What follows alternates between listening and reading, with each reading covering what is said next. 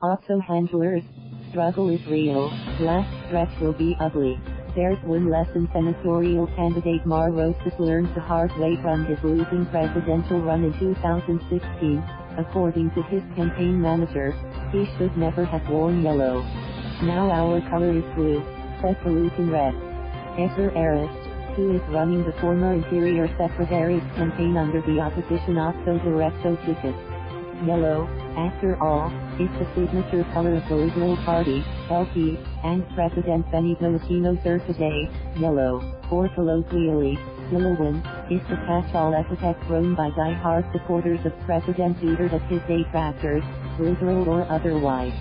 It was a conscious decision left square bracket to change colors right square bracket because when mistake left square bracket Roxas right square bracket made in 2016 was acting like Robin to left square bracket Aquino's right square bracket Batman, and Robin will never be Batman, Erice told the Inquirer. He said it was a bitter pill to swallow for the LP standard bearer who needed to get away from Aquino's shadow and, more importantly, to stay true to his own identity and political brand. Common predicament a month before the midterm polls. A similar but bigger predicament is faced by the rest of the Otso team whose last names are neither Aquino nor Roxas. How do they stamp their personal mark on the electorate as viable, electable candidates? Except for Roxas and Senator Aquino, who are within range but struggling to stay in the winning circle of pre-election surveys, Otso candidates have barely made headway in raising their profile. The latest poll data poll put Roxas in the 11th to 15th rank, with support from 31.3% of the respondents, down 4 notches. Aquino fared slightly better in the 11th to 15th slot, with 33.8% of the hypothetical votes.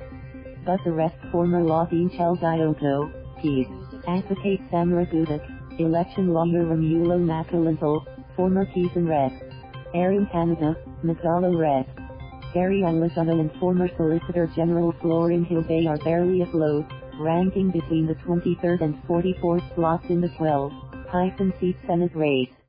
Senator Pangilinan, Otso campaign manager and LP president, gave a simple explanation for their poor showing. Left square bracket the right square bracket biggest hurdle is lack of awareness. The reality is, raising awareness is a piece mainly through expensive TV ads that unfortunately cost hundreds of millions. Left square bracket at right square bracket we have not been able to raise, Pangilinan told the Inquirer. 2 brands to build, but there are other factors, according to some analysts. In an interview with the Inquirer, a political strategist who ran a winning campaign in the 2016 elections, said the Otso slate made a bad move from the start. They had 2 brands to build, Otso Diretso and the individual candidate. And they chose the former. Now Otso Diretso is more popular than the individual candidate, he said. In an election, you invest in building brands, the strategist said. Otso chose the collective brand. But in a Senate race, name recall is the name of the game. And they invested in a name that won't even be on the ballot. Lenny sees sinister hands. Operations are, to a certain extent, working to prevent them from making it to the top 12, Robredo told reporters on Thursday, without giving details. Supporters of administration candidates attribute their rise to President Rodrigo Duterte's endorsement, although strategists contend that it is more because they have avoided mistakes like appearing in public debate. Instead, they chose to pour millions into act and election paraphernalia. Another factor in Otso's disfavor, according to analysts, are the verbal attacks by the president himself that often targeted Roxas, Diokno, Alejano, Hilbay and Tañada. Unprovoked attacks in Roxas' case, the president's attacks were unprovoked, Erice said. The Roxas campaign is taking pains not to make any personal attacks against the still popular Mr. Duterte, unlike his teammates' antagonistic approach, Erice said. He speaks on specific policies, but not directly against the president, he added. I agree with most of them, Erice said of the Otso members' criticisms of Mr. Duterte. But surveys show that all those who hit him are down. The harder you hit him, the lower you go. He cited the case of Alejano, known for his fierce chats against Mr. Duterte, and he once tried unsuccessfully to impeach the president. He's relatively famous, but he has one of the lowest numbers, Erice said.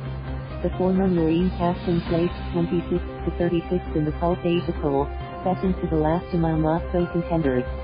He added, "We should not entrust our vote, our future, to someone who only goes with the tide." Intentional distance. Erice admitted that Roxas was intentionally putting distance between himself and Otso as well as broader opposition forces.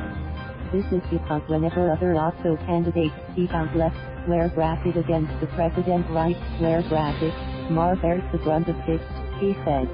The gap between Roxas and the rest of the Otso candidates has been observed early on when he didn't show up with them on the first day of the campaign in Erice's district in Caloocan in February. Instead, Roxas opted to kickstart his campaign in his Capiz hometown. Rumors of the rift between Roxas and Benigno Aquino have swirled, owing to a feud that dates back to 2016. "Pure hogwash," said Erice, adding that past is past. Roxas, who has rarely been seen with Otso candidates on the trail, was also absent from the campaign for days to attend to his newborn twins with wife, broadcaster Corina Sanchez. "Family first," he told reporters recently.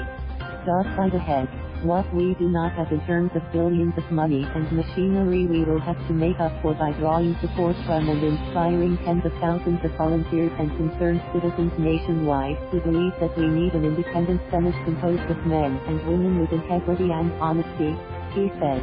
"It is an uphill battle worth fighting," Pangilinan said. Erice said the last month of campaigning would be a bloodbath. "It will be ugly. It will be a dogfight. Only the fittest will survive." For more election stories, thank you for watching. Please subscribe.